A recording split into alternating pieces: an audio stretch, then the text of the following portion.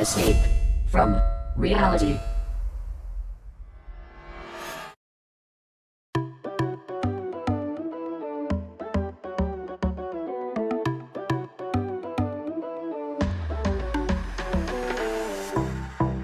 Fall Guys was one of the most anticipated releases I had ever seen in such a short time. From never having heard of it before, to seeing people play the closed beta, to the full version being released just a few days later, everyone on Twitter and Twitch and YouTube was talking about Fall Guys. In the first day, there were over 1.5 million players. Streamers with followers in the 6 digits were playing the game for hours, and for a brief time, it was even the most viewed game on Twitch. And what was not to like?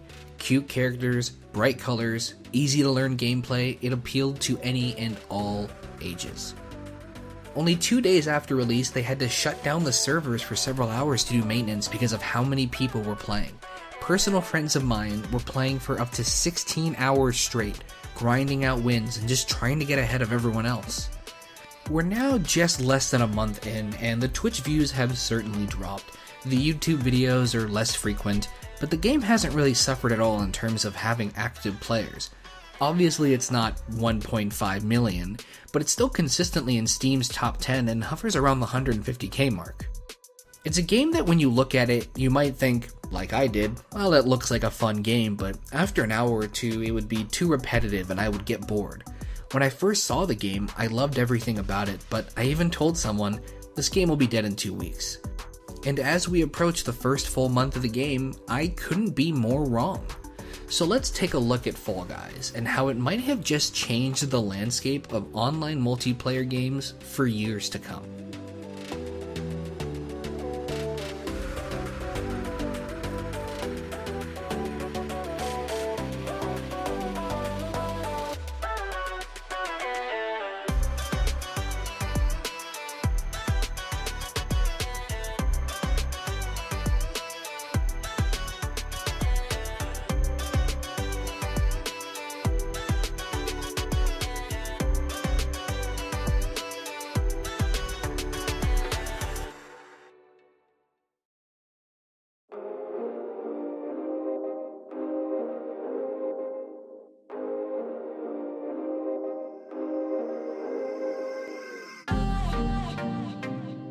Fall Guys is a battle royale game. Typically when one thinks of battle royale games, they think of Fortnite or Call of Duty Warzone. It's quickly becoming one of the most popular genre of games out there, and it makes sense that it is. Start up a multiplayer game and challenge 99 others to become the one single ultimate winner. What's not to like? Primarily, battle royales are shooters, ones where you kill your opponents and have to be the last one standing. The only thing changing from game to game is the mechanics of the shooter that you're playing. Fall Guys is a unique battle royale in the sense that your goal is not to kill your opponents, but rather just outlast them in a series of challenges, of which they can be based off of skill, timing, and definitely a little bit of luck. Many people who probably saw Fall Guys for the first time probably thought to themselves that it looked a lot like Wipeout, an American game show that's really just a rip-off of various Japanese shows such as Takeshi's Castle. In these shows, contestants would make their way through an obstacle course, often falling over or slipping in humorous ways. It was similar to another Japanese show, Sasuke, which is more known now by most people as the Ninja Warrior shows, but those shows were based off of skill. Here, the contestant could just slip and fall because of circumstances completely out of their control, but that was just part of the fun. Fall Guys seems to be heavily inspired by this concept. You are one of 60 players on a TV show who will make their way through various obstacle courses in order to become the winner. Although unlike the previous game shows I mentioned, you are not bound by human limitations. This means more outlandish setups, tons of adorable cartoon violence, and challenges that would otherwise be impossible to pull off. The gameplay varies, but a majority of it is platforming, with the occasional memorization game and some where there's really just no skill involved whatsoever. All of the starting courses are some form of be a part of the group that makes it to the end first.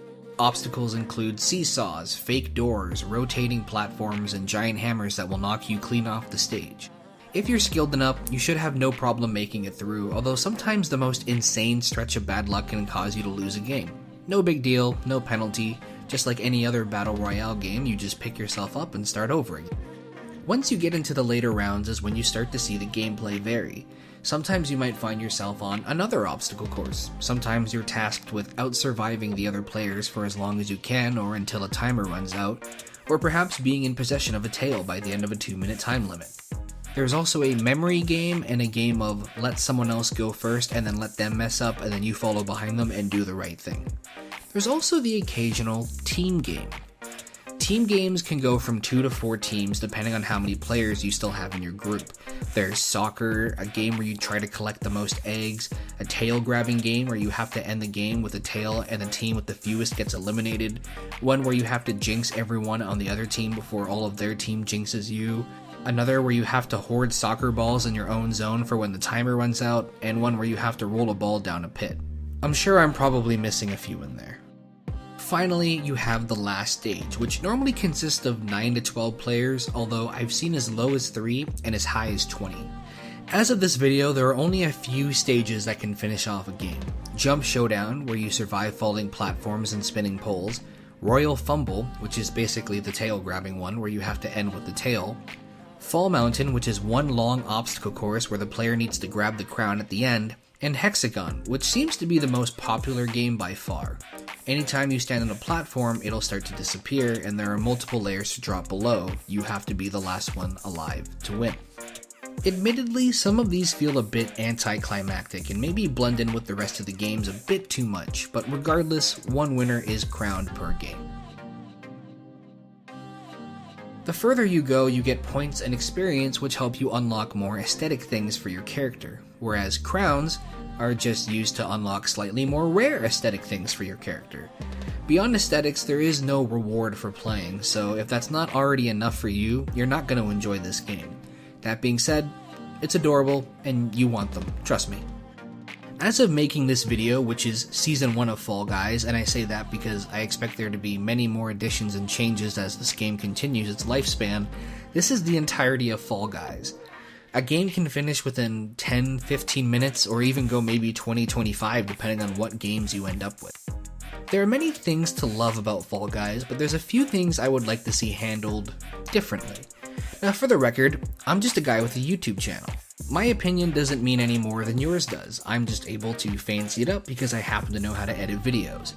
I also don't make games or know much about creating one. If you sat me in a room for 10 years, there's no way I could think of a concept as popular as Fall Guys, or even think of the concept of Fall Guys itself. What I want is for this game to succeed and to be relevant for years to come, not just a flash in the pan. I don't want to be in 2025 and hear, hey, remember 2020 when we all played Fall Guys for like 2 months? Kinda like how we talk about 2016 and Pokemon Go now. I'm gonna break the rest of this video into 3 parts. I'm gonna talk about what I think works perfectly and what I wouldn't change at all. I'll talk about things that maybe I would consider changing or adjusting for one reason or another. And then lastly, I want to talk about the future of Fall Guys, what I think they need to do in order to succeed and reach their maximum potential. Again, these are just opinions. Everyone will feel differently, there's no right or wrong answer. So what works?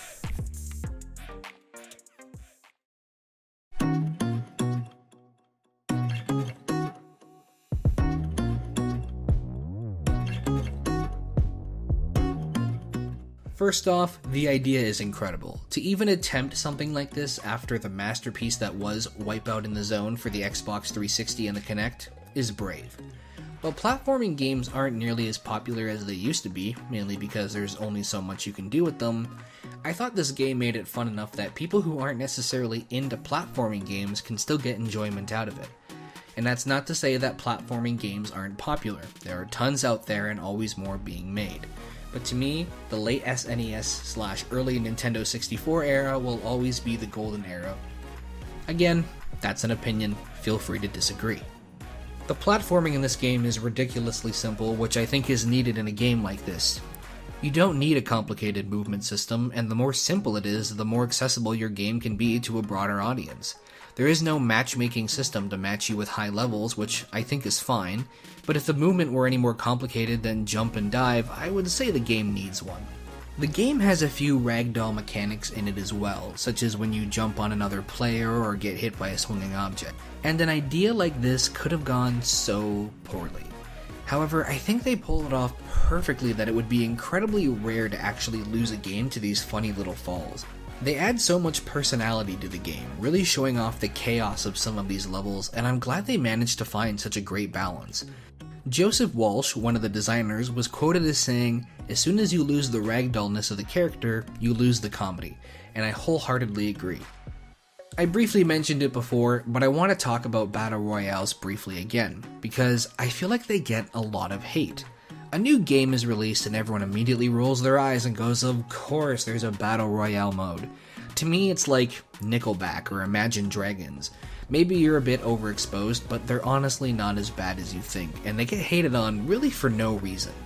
Battle Royales allow people to feel like they're the ultimate winner out of a large group of people.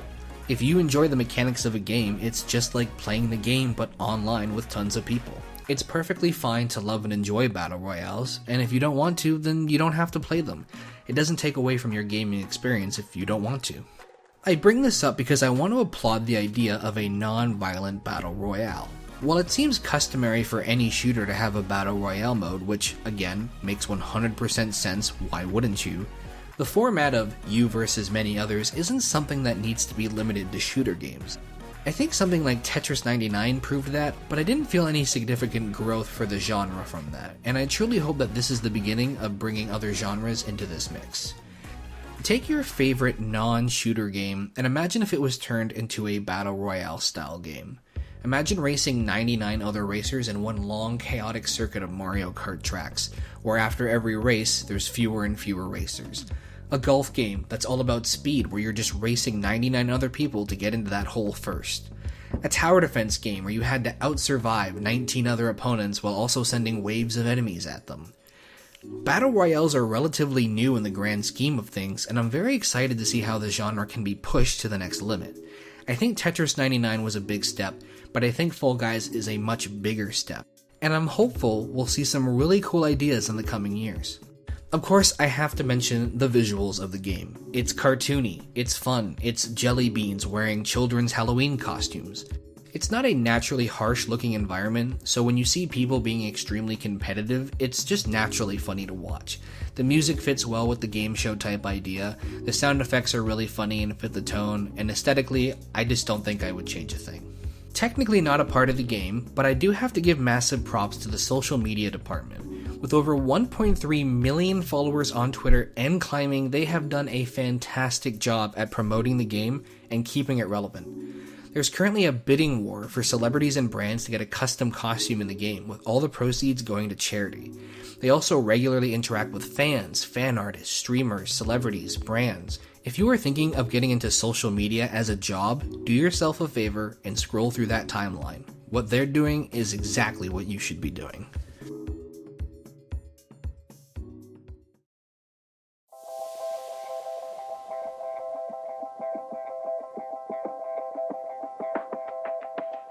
Now obviously a brand new game is going to get tons and tons of criticism, especially one that has grown to so many players in such a short time.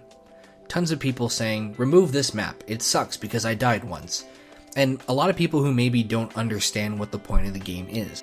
I'm not trying to add on to that negativity. Level design is hard and you're not going to please everyone, so I'm not going to go level by level saying, "Oh, they should really remove this jump here and this one little corner is just not working out for me," or anything like that. I'm simply just presenting some of the things that I've noticed like everyone else out there has. If you played Fall Guys, you 100% have an opinion on team games. Whether you love the idea or you hate them, one of the most unique things that Fall Guys offers is that some elimination games are team games. Initially there was an issue with this where you'd often find yourself in games with uneven teams, but as of the release of this video, the latest patch supposedly fixed this. The team games remind me a lot of Mario Party games. One round you're doing a free-for-all minigame and the next you're taking one of those enemies and working alongside them.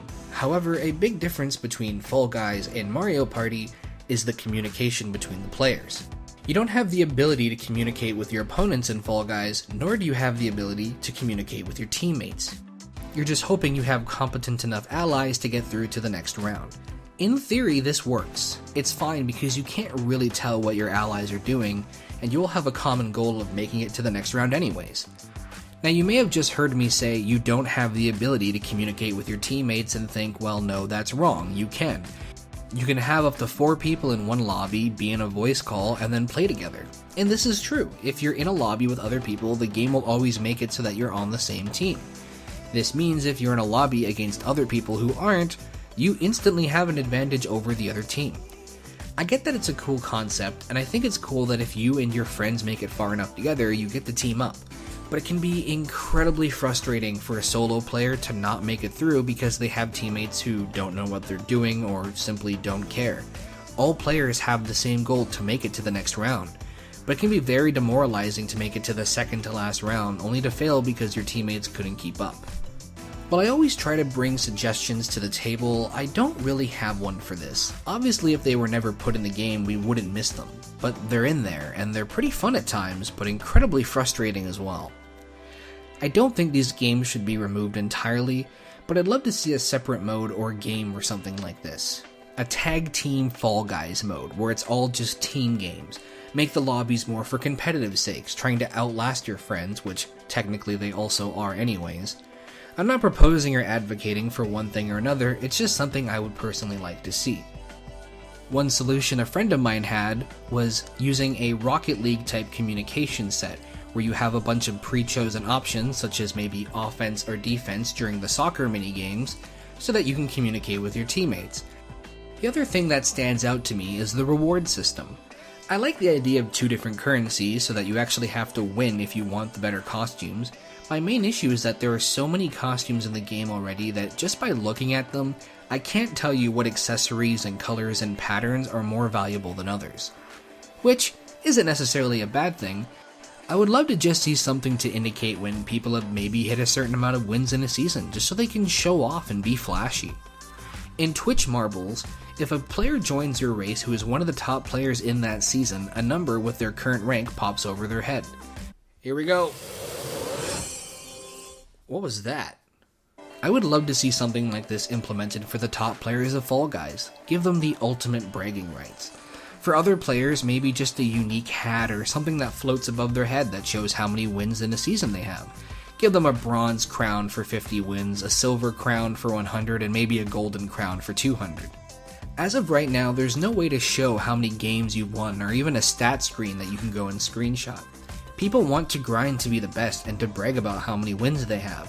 Give them a way to show it off, and you'll suddenly have a lot more people taking the game seriously. Now, I've heard from numerous people that the creators did this intentionally.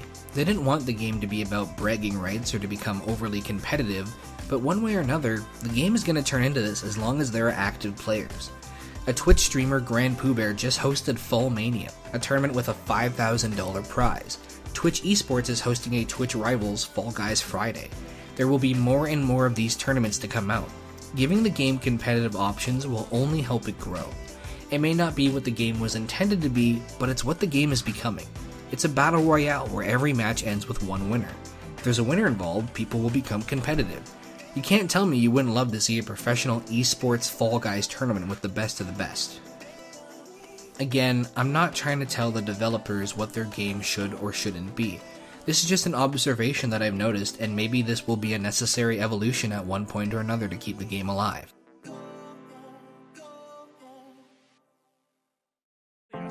Keep it clean. I didn't keep it clean. Mark, No! why would you run against them? Look, man. Oh Look, my man. god. Look, man. One of the big reasons Fall Guys blew up in the first place is because of the closed beta involving tons of high-profile streamers.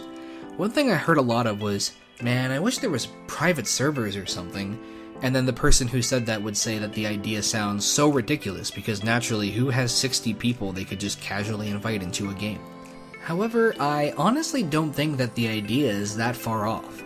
Whether it's just making teams exceed 4 so that multiple people can guarantee being in the same game, or maybe exploring the idea of private servers that get filled up by randoms if they're not full, I think that this could be a game that communities can bond over.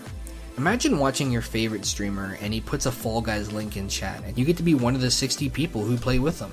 Of course, stream sniping would be a huge issue, and logistically it would probably be a nightmare. I'm not saying this plan is perfect the way it's presented, and I'm sure there's a lot of other things you'd have to consider, but Twitch streamers are a huge reason as to why we're talking about Fall Guys right now in the first place. And I don't say that to undermine the work of the developers. Obviously they've created a fantastic game, but if there's a way to allow streamers to involve their communities more, it might be worth exploring those options.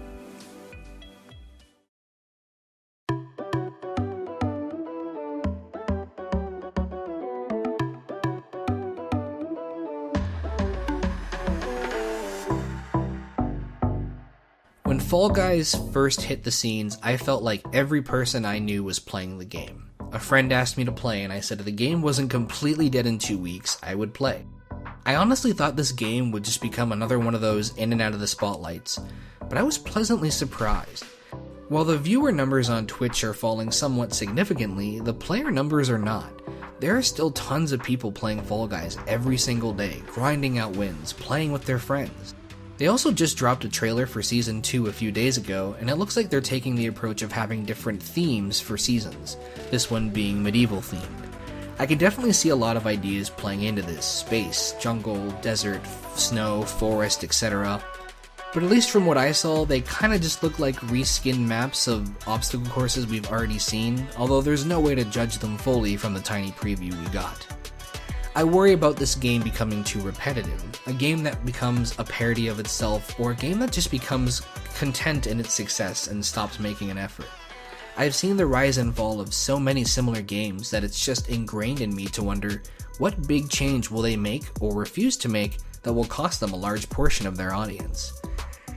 It doesn't feel like a game that should still be so insanely popular a month later, and yet here we are.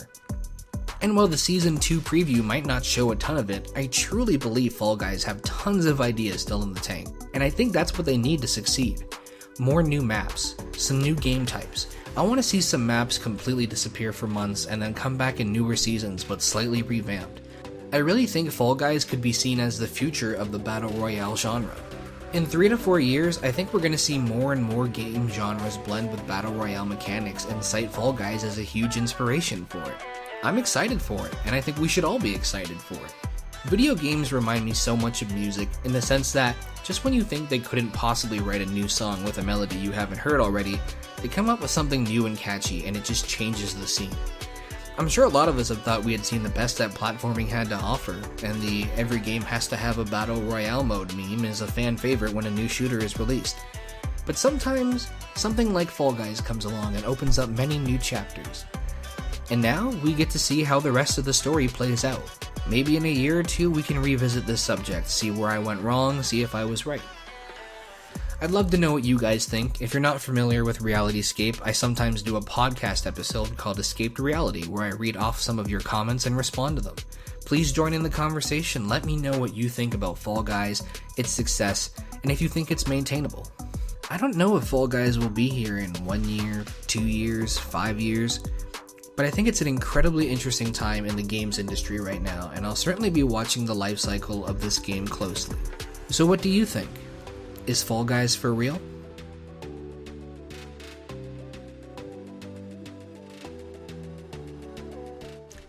Hello everybody, my name is GhostBoy259. Yes, it has been a while. I'll leave a comment down below, so if you want to know kind of where I've been, but I'm back, I'm here, I'm aiming to hopefully upload once a month from now on, so I hope you guys missed me, because I missed you guys too, and I'm ready to start uploading again. I want to give a big shout out to Artemis64, who some of the footage I used is from her, and she also gave me the idea for this video, so go check her out. She streams a lot of Fall Guys live on Twitch. I also want to say thank you, massive special thank you to my patrons who stuck with me throughout my kind of unexpected hiatus. Your support means a ton to me. Thank you so much for sticking around. If you're interested, I live stream on Twitch. You can find me on Twitter. I have a Patreon. All of those links are down in the description below. And I'm happy to be back. Thank you guys so much for your patience. And hopefully it won't be too long until I get to see you all again. So until then, stay safe, spread love and positivity in the world, and I will see you very soon.